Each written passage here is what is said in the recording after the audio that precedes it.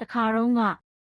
ကျင်နာတတ်တဲ့လယ်သမားတဦးဟာတောထဲထင်းရှာသွားရင်မိုးဆိုးထောင်ချောက်တွင်မိနေသောကြိုးကြာငှက်တစ်ကောင်ကိုတွေ့ရှိခဲ့ပြီးကြိုးကြာငှက်လေးကိုထောင်ချောက်ထဲကလွတ်အောင်ကယ်တင်ခဲ့ပါတယ်။ထိုညတွင်လှပသောအမျိုးသမီးငယ်တဦးဟာသူ၏အိမ်သို့ရောက်ရှိလာပြီးဇနီးမယားအဖြစ်နေထိုင်ခွင့်ပြုရန်တောင်းဆိုခဲ့ပါတယ်။လယ်သမားကချောမောလှပတဲ့မိန်းကလေးကိုမြင်တော့ချစ်ကြိုက်သွားပြီးသူ့ရဲ့ဇနီးအဖြစ်လက်ခံခဲ့ပါတယ်။ဒီလိုနဲ့လယ်သမားနဲ့မိန်းကလေးငယ်တို့ဟာအတူပျော်ရွှင်စွာနေထိုင်ကြပါတယ်။ဒါပေမဲ့အလွန်အေးတဲ့ဆောင်းရာသီရောက်လာချိန်မှာတော့လယ်သမားဟာလယ်ယာအလုပ်ကိုကောင်းစွာမလုပ်နိုင်ချိန်မှာမိန်းကလေးငယ်ကအိမ်အတွက်သူငွေရှာပေးဖို့ပြောဆိုကာသူမကိုအခန်းတစ်ခန်းသီးတန့်ပေးဖို့ထိုခန်းထဲကိုဘယ်တော့မှဝင်မလာဖို့လင်ယောက်ျားစီကဂတိကိုအခါခါတောင်းဆိုခဲ့ပါတယ်။ဒီလိုနဲ့မိန်းကလေးငယ်ကလှပသောပိုးထည်များကိုရက်လုပ်ပေးပြီးသူ့ယောက်ျားကိုပေးခဲ့ပါတယ်။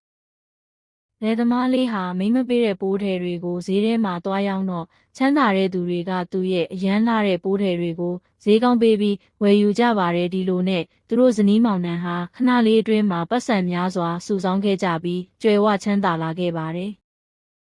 တနေ့မှာလယ်သမားလေးဟာသူ့မိန်းမကအခန်းထဲမှာပိုးထည်တွေကိုဘလို့များရက်လုံနေလဲဆိုတာကိုသိကျင်စိတ်ကပြင်းပြလာပါတယ်ဒီလိုနဲ့သူ့မိန်းမအခန်းကိုအပေါက်လေးဖောက်က